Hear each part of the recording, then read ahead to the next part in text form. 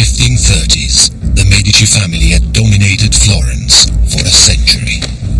But now, the city was in chaos. The family and Florence needed new leadership.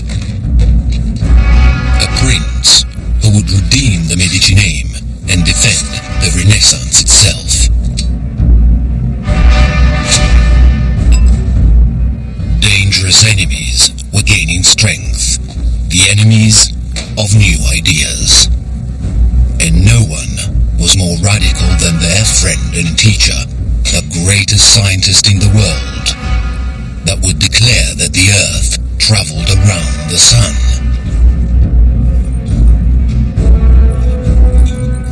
His name was Galileo Galilei.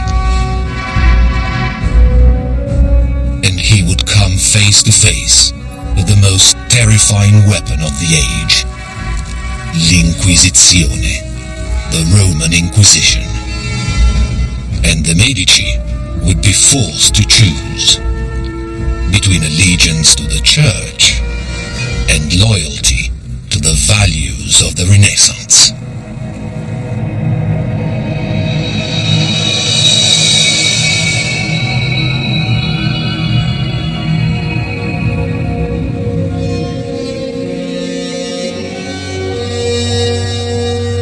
Florence, 1537. The Duke of Florence, Alessandro de' Medici, was the illegitimate son of a Medici Pope.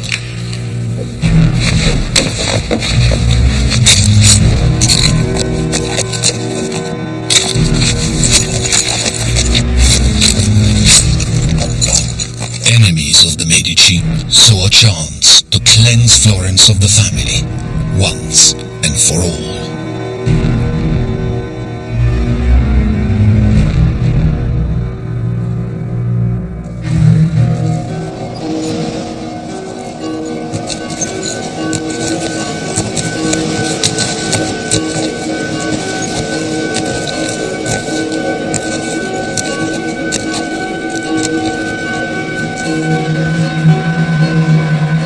But allies of the Medici were desperate for a savior.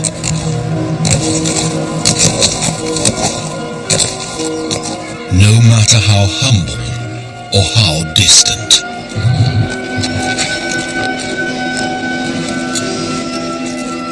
Cosimo de' Medici was only 17.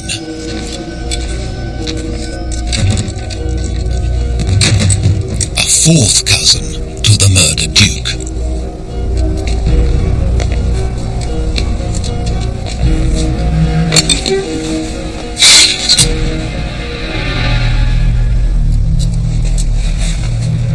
And he received his summons to Florence. He was not from the main bloodline of the Medici. His education was not the typical humanistic education of a prince, so he was lacking a lot of those characteristics which, in the eyes of the contemporaries, would make him someone weak enough to be manipulated.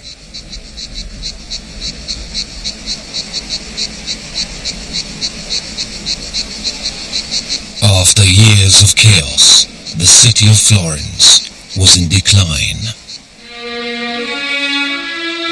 Its streets were deserted. Generations of Medici treasures had been destroyed by violent revolution.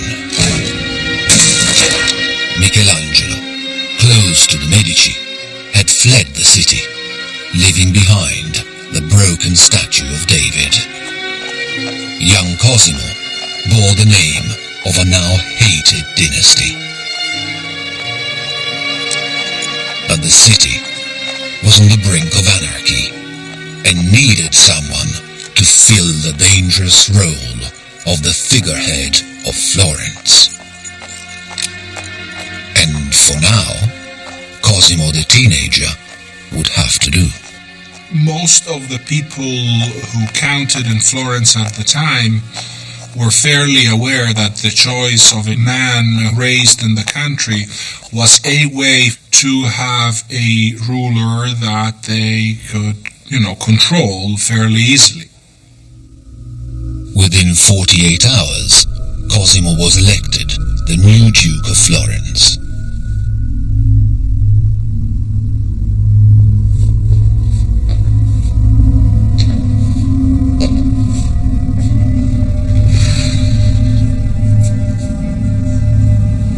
Cosimo I was an upstart. He had not been born to a noble family at all. He was from a minor branch of the Medici who got lucky in terms of political alliances and suddenly found himself sitting on the throne of this new duchy.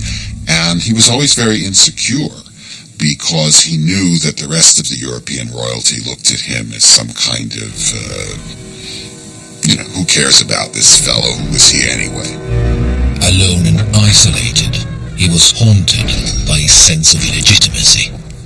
With the constant threat of assassination, it seemed just a matter of time before his enemies caught up with Cosimo.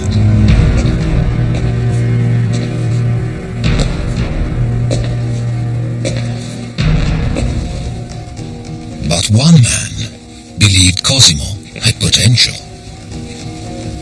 As a child, this man had rescued the broken arm of David, and for years he had kept the pieces safely hidden.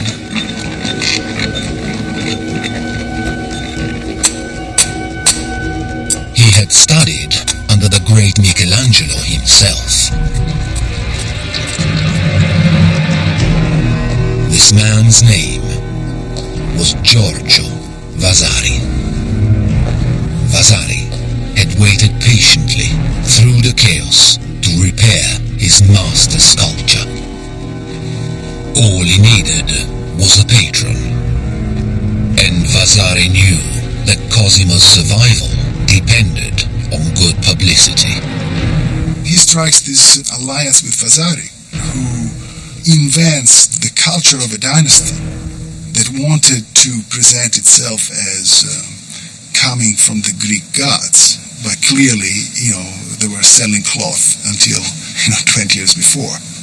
So they really started almost from scratch.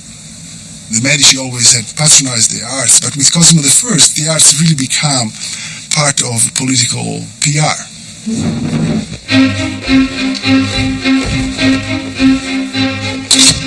Cosimo began to fight a battle for survival on two fronts. Behind the walls of his palace, he pursued a rigorous training regime.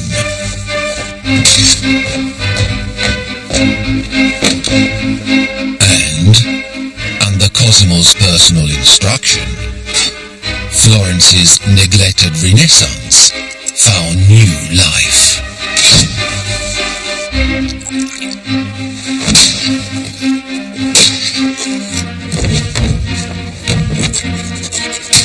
But the young Duke's growing confidence was beginning to cause concern. Some openly worried where it might lead. They had mounted a young man on a splendid horse, then told him he must not ride beyond certain boundaries. Now tell me who is going to restrain him when he wants to ride beyond them. You can't impose laws on a man who is your master. By 1543, repairs to David, authorized by Cosimo, were complete. This great symbol of civic independence had risen from the ashes, but only on the orders of a Medici prince. Not for the first time, Michelangelo's art had been co-opted in the pursuit of power. Michelangelo was the greatest artist of the age, and his art was often used by others for political gain. At the Pope's command, Over the altar of the Sistine Chapel, Michelangelo had created the finest fresco of his career, The Last Judgment. But his masterpiece was greeted with shock. Michelangelo had filled his fresco with nudes. Church conservatives were appalled. Still reeling from Martin Luther's attack on their authority, they now cracked down on artistic freedom. And Michelangelo's fresco was declared indecent. It was a most dishonest act to have painted so many naked figures, revealing their shameful parts. It is not a work for a papal chapel, but for a bathhouse or a brothel. The church demanded corrections, hiring a new artist to add modesty to Michelangelo's masterpiece. The artist was nicknamed Braghettone, large underpants man. Michelangelo was not impressed. Let His Holiness attend to the reform of the world. Reforming a painting is too easily done. Meanwhile, Medici enemies all over Tuscany were plotting to bring down the arrogant young duke. Because Cosimo was developing regal aspirations. But he outwitted his foes by courting a Spanish princess, a woman who shared his ambitious nature. A friend of the rich young lady observed, "She always wanted to win, and she always played for high stakes." Bella Eleonora, she's beautiful. She was the daughter of Pedro de Toledo, Spanish Viceroy of Naples, and definitely her rank was superior to Cosimo's rank. Their wedding was for Cosimo a guarantee of the Spanish protection and approval of his regime.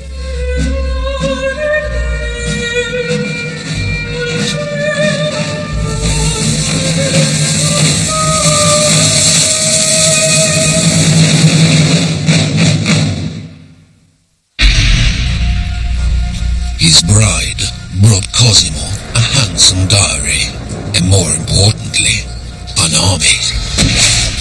Cosimo first was a warrior and a politician. And, like all members of the family, he was primarily ambitious to build up the reputation of the family and the wealth of the state. And he would do anything necessary for that. He's different from the earlier Medici because he realizes that power has to come from military strength.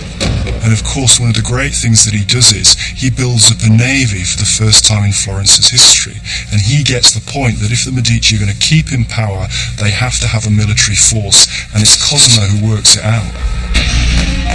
Cosimo planned to spread his duchy from the coastline to the hills. And he went for a knockout punch. In one decisive battle, the Republic of Siena fell. The rest of Tuscany followed in capitulation to the Medici. Cosimo wasn't slow to publicize his success. Across the walls of the old government building, he ordered monumental frescoes from Vasari. Vasari was a sculptor, Vasari was a painter, Vasari was an architect, but more than all of these three arts combined, he supervised everything that was produced in the arts in function of the Medici ideology. Vasari was coordinating more than just producing art at the time.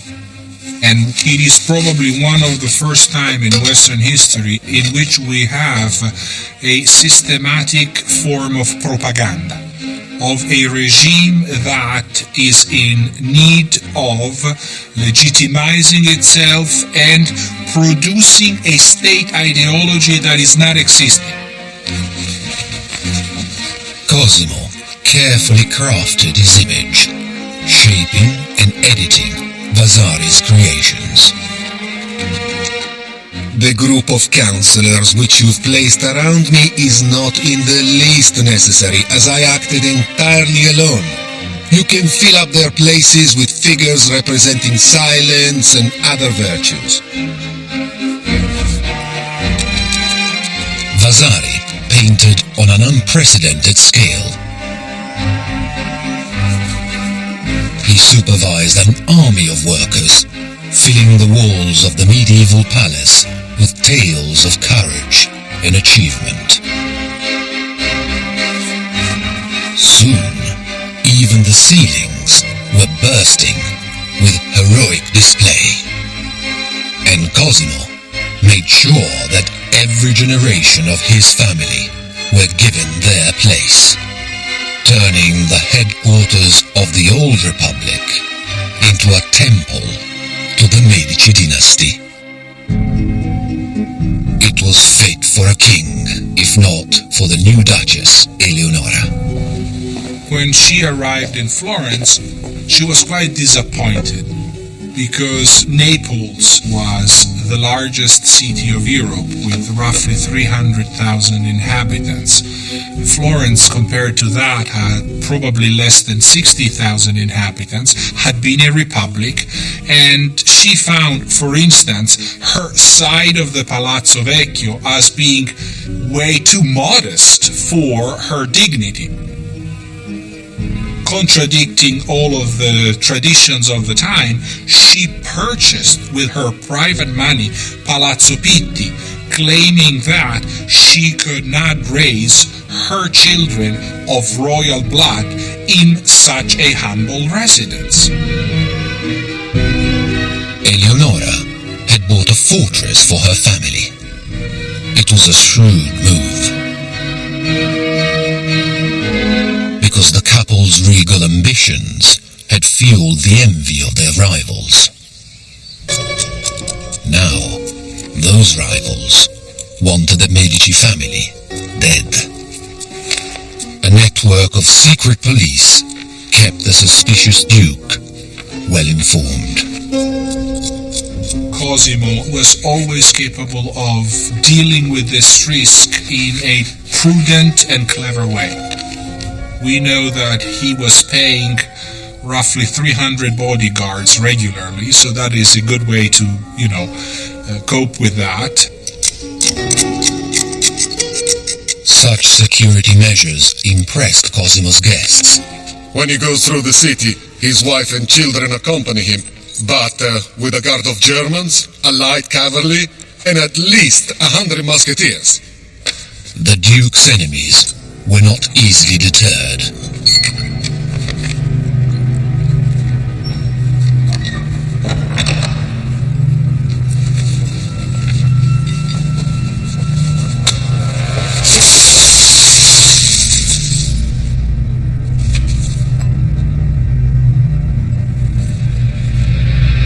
Cosimo was ruthless in revenge. He had to protect the family, to whom he was deeply devoted. Since he became prince, there is no hint that he has had anything to do with anyone but the Duchess, his wife. He lives as an outstanding family man, eating always with his wife and children at a moderately plain table. Now Cosimo went everywhere with knives down his boots and body armor underneath his clothes.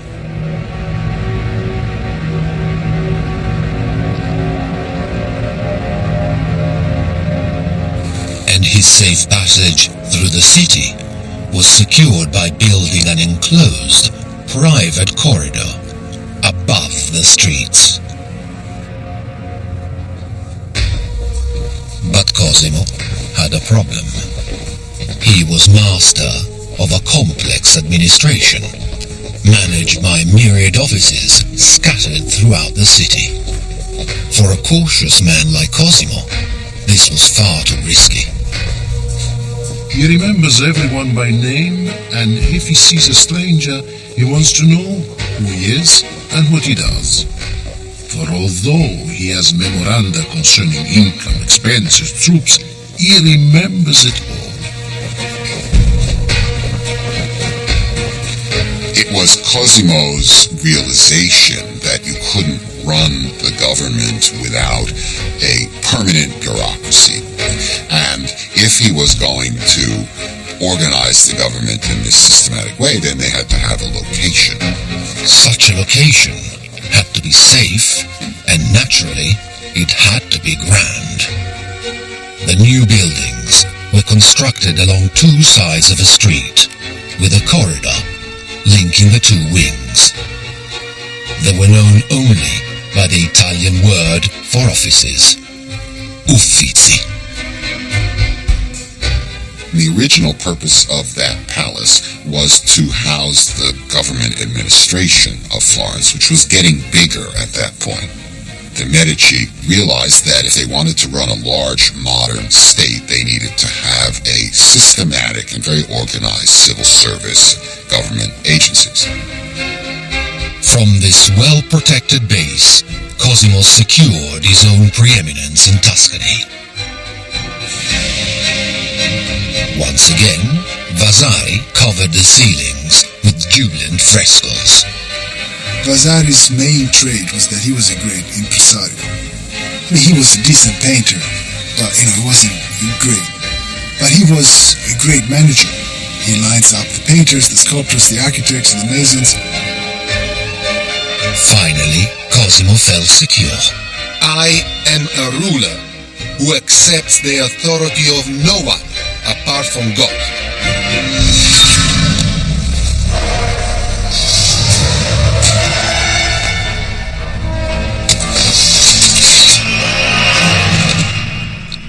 And with Vasari's help, Cosimo's founded a new school of art and design so that ambitious young artists would come to study in Florence. But there was one man who would never grace the school with his presence.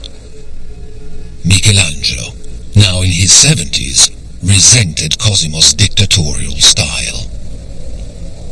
The man who had been discovered, nurtured, and bullied by the Medici had finally had enough. There was a tremendous source of frustration to Cosimo that Michelangelo wouldn't have anything to do with him and remained in Rome for the last 30 years of his life in high moral dudgeon about what the family had done by taking over absolute control of the Republic.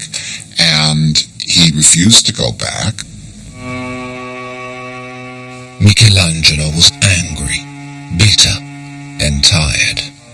Now, he began work on his final sculpture, La Pietà. Upon its completion, he vented a lifetime of fury and frustration on the arm of Christ, attempting to smash it with a hammer. Michelangelo's own tortured likeness, frozen forever in the face of Nicodemus. Only death could reconcile Michelangelo with the Medici. When Michelangelo died in 1564, the Florentine government arranged secretly to sneak the body out of Rome, hidden inside of a hay basket, and bring it back to Florence, where they staged this enormous ceremonial funeral for him.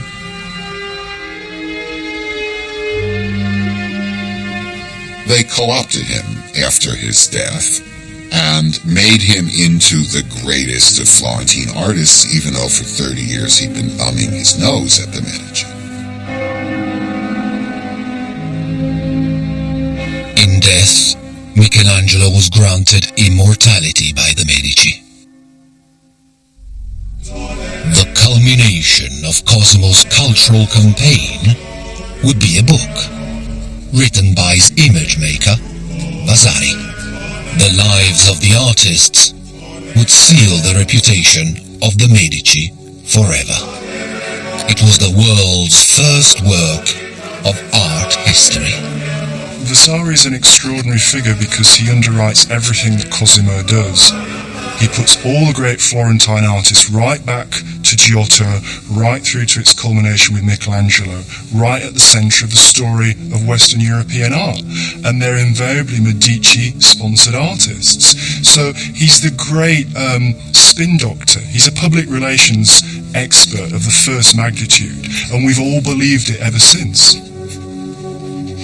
The book was dedicated to Vasari's patron, Cosimo I.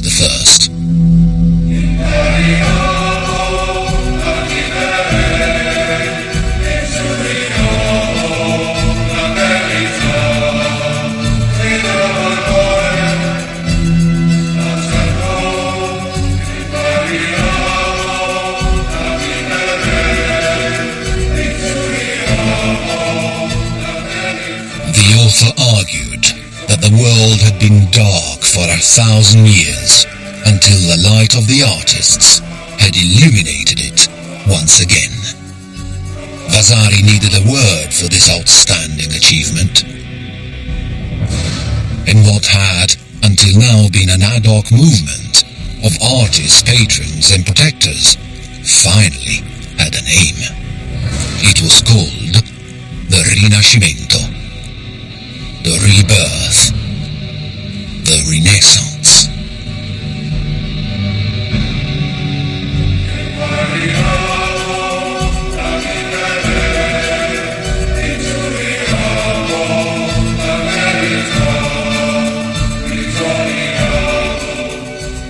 This is a crucial book, in my opinion, because it's the first book in which, for the first time, someone addresses the issue of explaining why those years in Florence under the auspices of the Medici were, quote-unquote, a creative age. This is the first and, in my opinion, most brilliant definition of the Renaissance.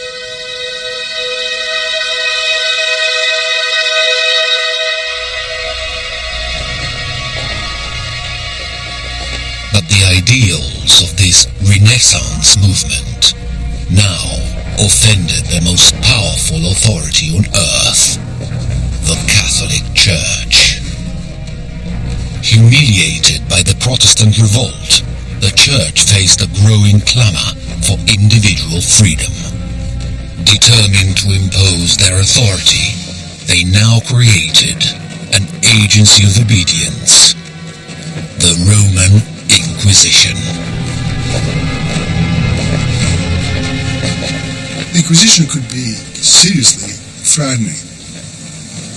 You're not called and say, oh, come in with your lawyer, and try to take apart our claims, and there is a jury, and the jury will decide who's right. You come in, and they say, we find you guilty. Please confess.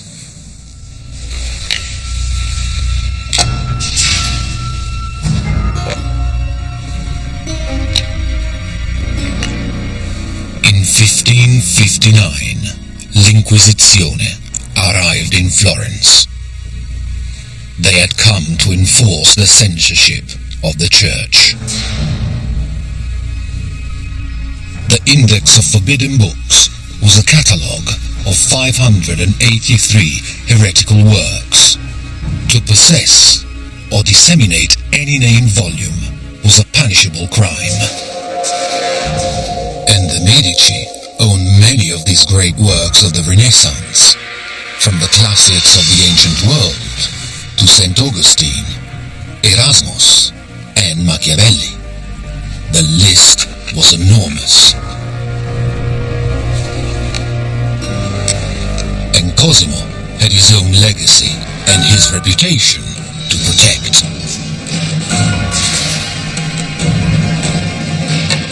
Cosimo haggled with the Inquisition and came to a compromise.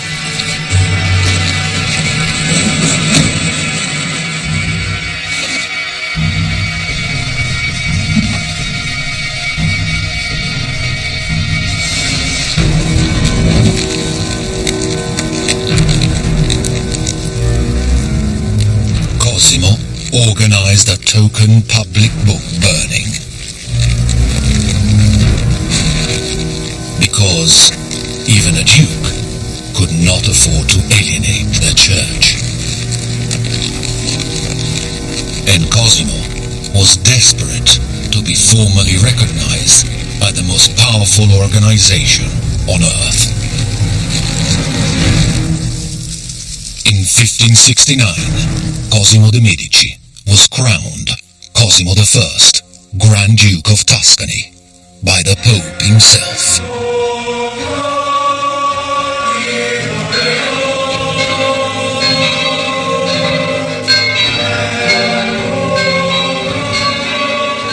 The Medici had started as merchants and moneylenders.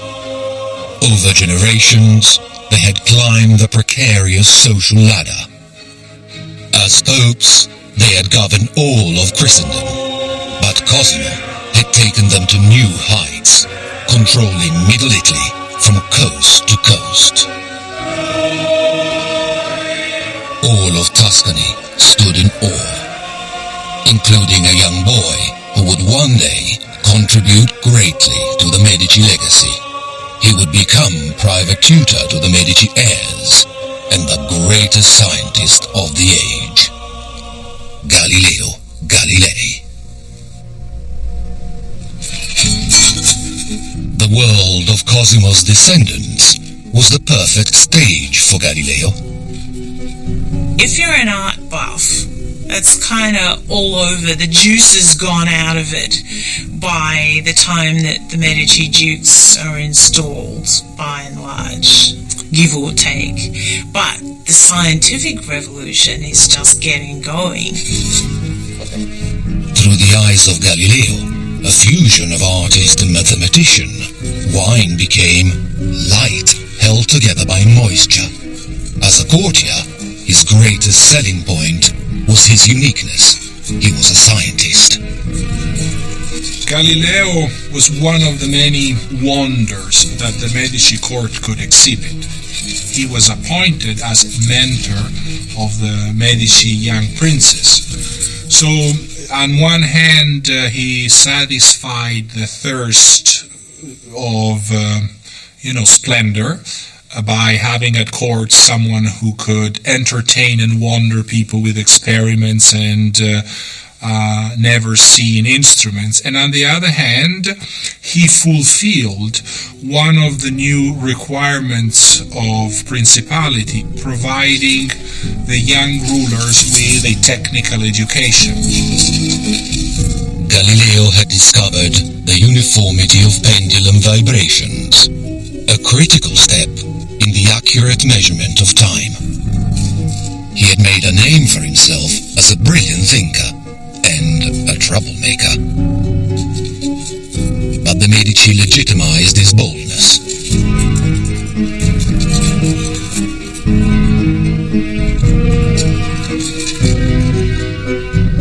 In 1610, they appointed Galileo royal professor of mathematics and philosophy, with a healthy salary of 1,000 scudi a year. There was a certain level of official investment in Galileo, and given the kind of claims he wanted to make, the university would have not been the right institution. So I do believe that he needed a court, and the Medici provided that. As Galileo's reputation spread through Italy and Europe, his Medici patrons granted him celebrity and protection.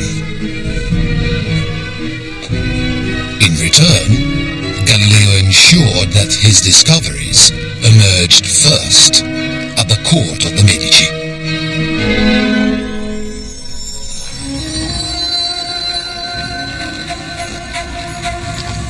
Galileo is this hybrid between a philosopher, a courtier, and a writer. The patron expects competence. There's no question about that. But also expects the spectacle. Galileo had that, and most mathematicians did not. They didn't have the other set of skills. How to turn a dry topic into something entertaining. School vacations became the seasons for experiments, as Galileo's Medici students learned through observation. People had always assumed that because it was solid, ice was much heavier than water. But not Galileo. Galileo managed to turn buoyancy, things floating in water or sinking in water, into a court spectacle. Now, that takes talent. Galileo asked whether two balls of different weights would fall at the same speed. Most people thought the question was absurd. Of course, the lighter one would fall more slowly. But Galileo was not convinced. By dropping two balls from the top of the Leaning Tower of Pisa, Galileo proved that all objects fall at the same rate of acceleration. The royal professor had prefigured Newton's theory of gravity by half a century. He was desperately trying to find simple arguments for complicated, for huge phenomena. That was always his angle. He was a master at trying to find these little vignettes that could encapsulate a very complex problem.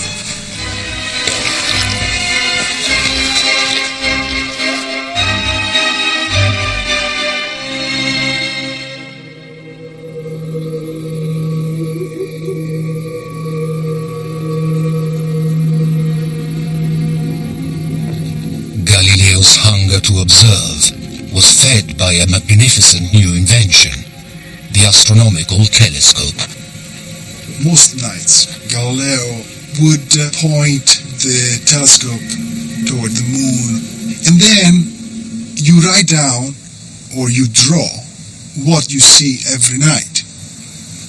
The way you build the case is by showing what you have seen over like 30 or 40 nights. But what Galileo observed went against everything people had been taught. The moon was not the pure white heavenly body of church doctrine. Galileo was amazed.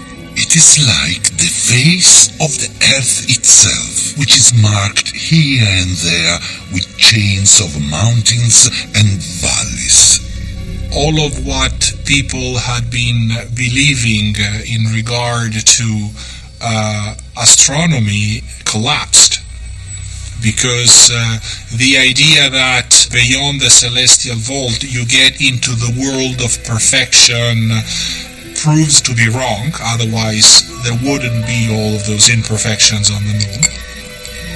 And through the eyes of the prince, the telescope adds to the court another element of originality and wonder.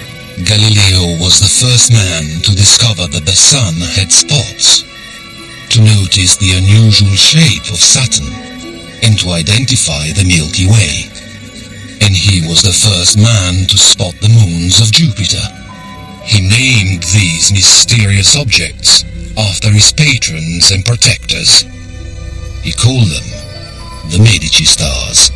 Behold, 4 stars reserved for your illustrious name, which make their journeys with marvelous speed, like children of the same family. They were the most permanent monument that the Medici could hope for, because statues wear out, paintings fade, and the satellites of Jupiter do not fade. Nothing happens to them. They're there forever. I'm sure that watching the Medici stars was probably a family sport. Thanks to Galileo, the Medici name was written into the universe. And thanks to Medici patronage, Galileo was the most famous scientist in the world. The English ambassador recorded his achievements. The professor has discovered 4 new planets rolling about the sphere of Jupiter, the true cause of the Milky Way, and that the moon is not spherical. He has overthrown all former astronomy.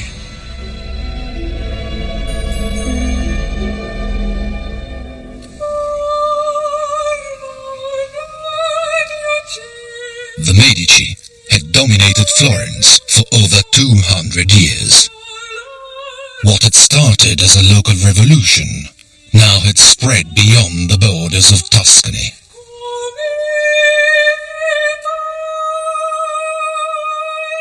At the royal court of France, the world's first ballet had been presented to Queen Catherine de' Medici. In England, Shakespeare had thrilled massive audiences with extraordinary new plays. While in Italy, a radical new art form had been unveiled. Born in the house of the Medici, opera took the dramatic stories of classical heroes and set them to music. It had been performed by Galileo's own father. One by one, 3 generations of Medici dukes inherited a position of extraordinary power, and Galileo had taught them all. He had bestowed on them the gift of education, a rare gift they would never forget. I think that probably Galileo was more important to the Medici as time went on. For somebody like Ferdinand II, Galileo was an important image maker. The Medici were lucky. It's a remarkable coincidence to have one of your subjects turn out to be, such a scientific star. But there was still a force in the world more powerful than the benevolent wisdom of an individual thinker. The force of religious conformity.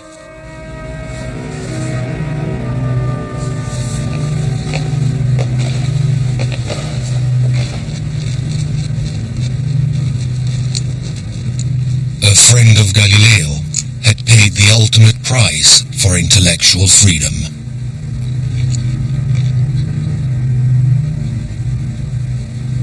Giordano Bruno was a Dominican friar. He had devoted his life to the service of God, but he was also a scientist.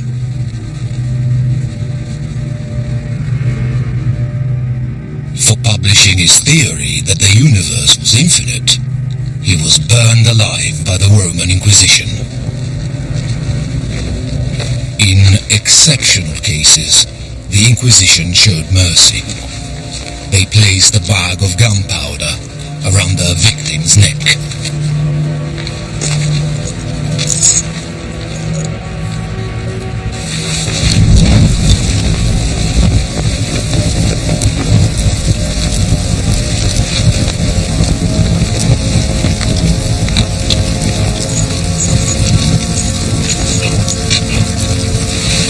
Galileo knew how powerful and dangerous the truth could be.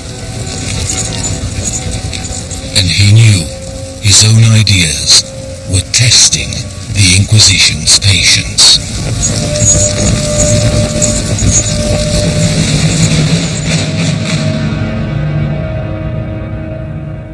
For over 1,000 years, the Church had taught that the Sun and all the planets revolved around the Earth. This fundamental truth underpinned the very essence of Christian identity.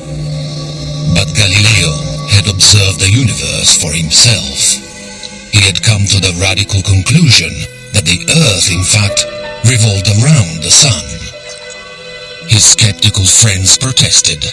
Surely, if the Earth was traveling through space, then they would feel it here on Earth.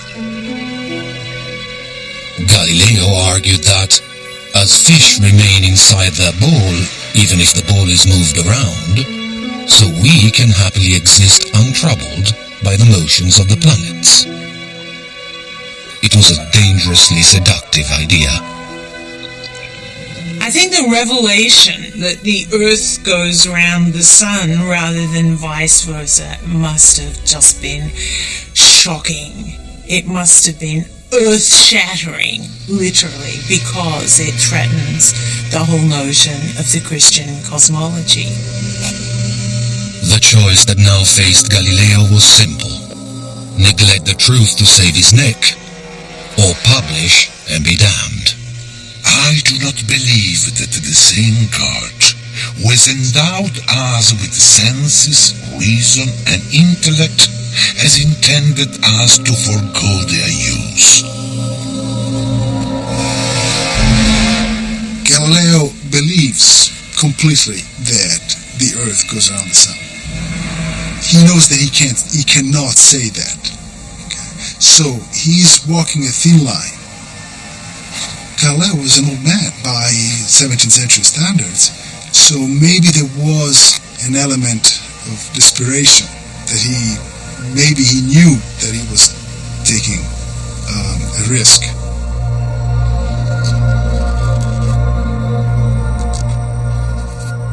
Galileo prepared a subtle argument in the form of a conversation between three friends.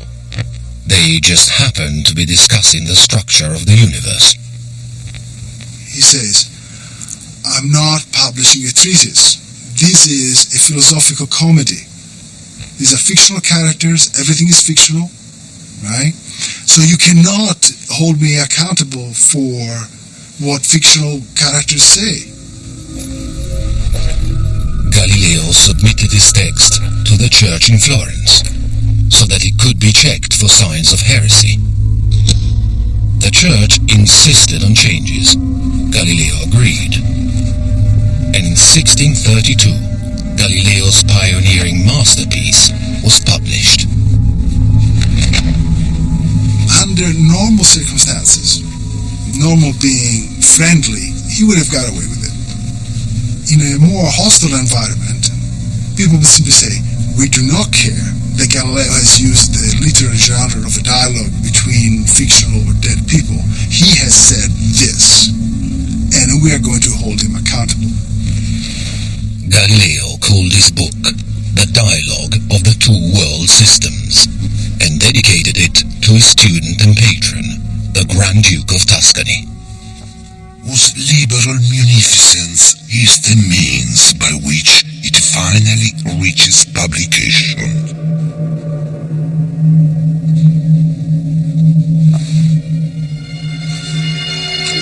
When the dialogue hit the streets of Florence, it became an instant bestseller. Galileo had written the first book of popular science. I wrote in the colloquial tongue because everyone must be able to read it.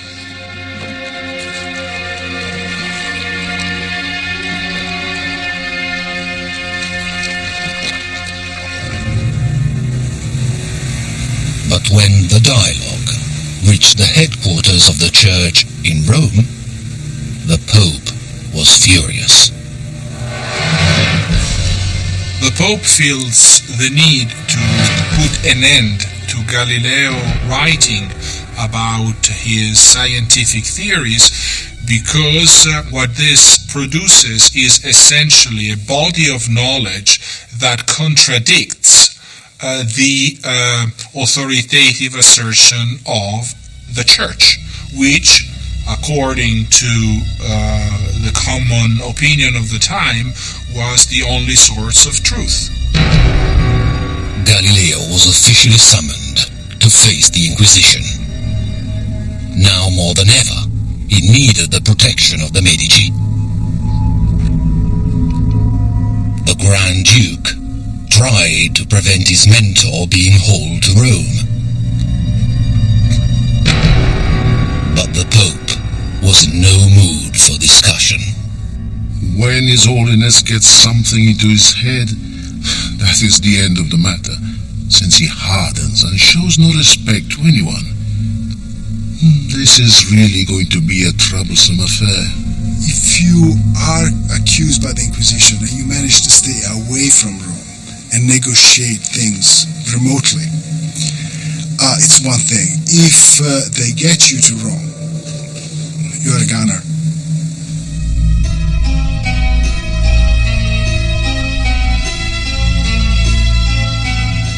In 1633, Galileo arrived in Rome.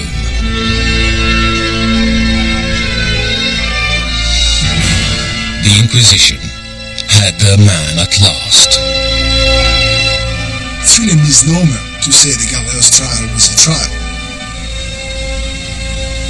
It was a trial in the 17th century in the sense of the term, but it definitely was not a trial the way, we mean it. Not only there is no jury, but the suspect has very little access to the case that is being built.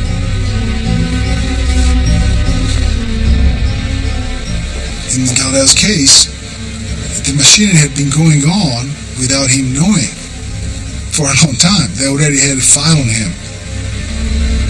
It's amazing. I mean, it's actually scary. If you read the manuscript, the documents, you see that the machine starts, is set into motion, and it's not clear how it can be stopped. Ordered to dress in the white robes of a penitent, Galileo had been shown the instruments of persuasion. The Inquisition's reliance on torture is not seen as part of the punishment. It is seen as a practice to get to the truth. The belief is that the suspect has seen things, has done things, and he or she does not want to admit that. And so torture comes in. They really squeeze the truth out of you. Back in Tuscany, the Medici Grand Duke faced a terrible choice. For over 200 years, his family had nurtured generations of radical thinkers. They were far more than financial backers. The Medici had prided themselves on intimate involvement with the creative process. As a family, they had recognized great ideas as well as public relations opportunities. But now, they were a royal dynasty, anxious to retain control of their territory. And they depended for survival on the benevolence of an even greater power, the papacy.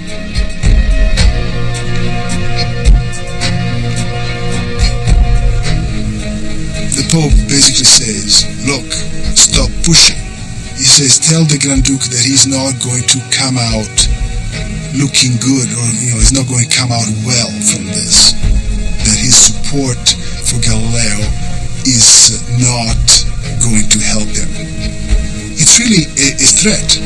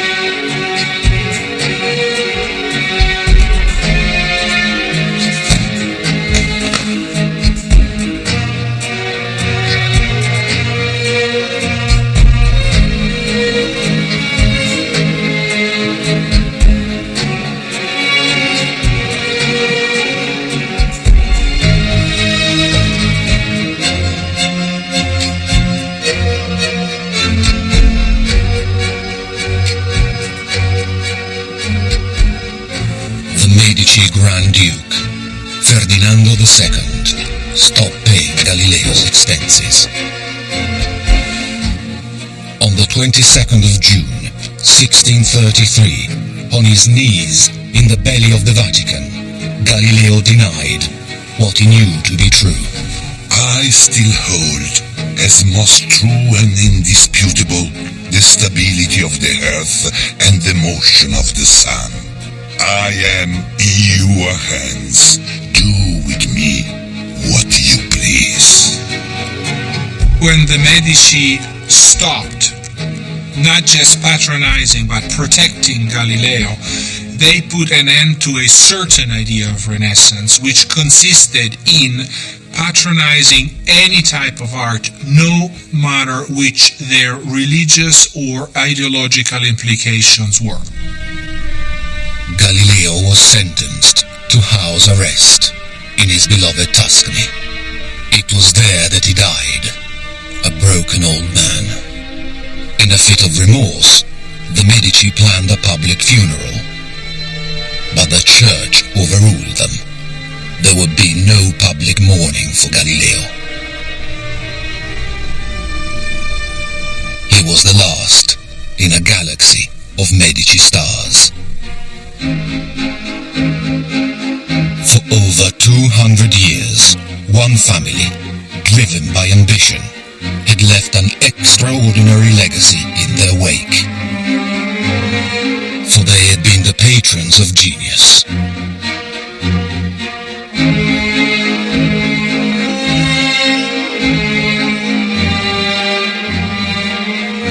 Renaissance men who had changed the Western world.